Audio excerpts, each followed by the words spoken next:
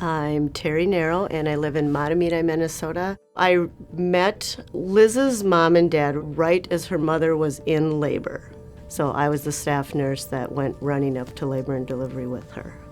She was in the throes of about to deliver her baby. And so I kind of just said, "Hi, I'm Terri," by her face and went over and helped set everything up with the other nurse. We had primary nursing back then in the NICU. I had only been an NICU nurse for 11 months, so I was finally done with enough orientation that I was able to start having primary babies. So Liz was one of my first ones.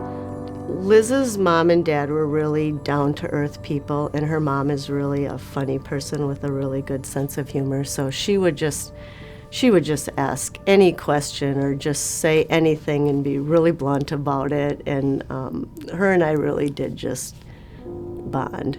She had a breathing tube in when she was first born, and it looks like she only had that for about 5 days, and they took it out.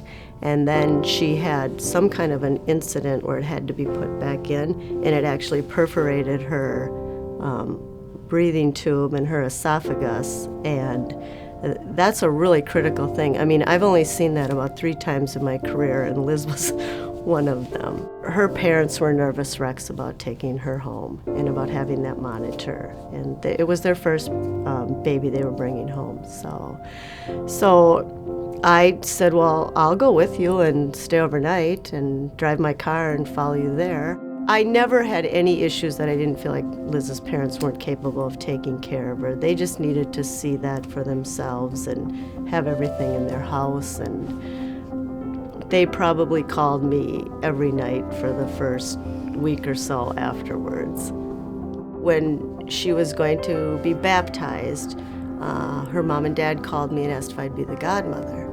So once that happened and I went back with my husband to Barron, Wisconsin, where she was from, and participated in her baptism, then we really became close friends, and me more just a part of her family, like an aunt or something.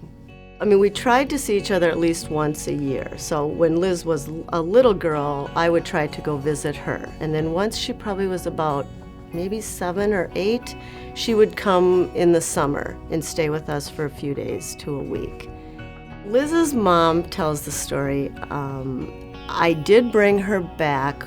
She wasn't very old because I brought her to the University of Minnesota, to the NICU, and we put a yellow hospital gown on Liz, and I toured her around and showed her all the babies and introduced her to nurses and doctors that had taken care of her. And I don't remember her saying much, almost kind of looking scared through the whole tour.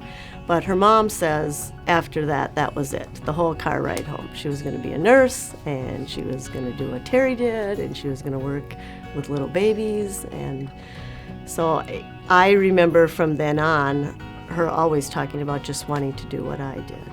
I got to pin Liz at her nursing pinning. I was really honored to be asked to do that.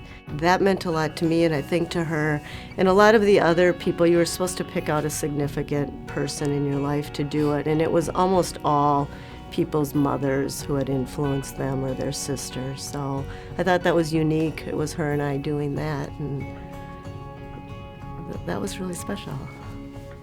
I'm Liz Roski. I am an RN and in women's health at the hospital in Barron, Wisconsin.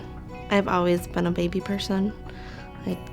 Anytime my aunts would have babies, I'd want to hold the babies and feed them, and I've always been drawn to babies. I wanted OB.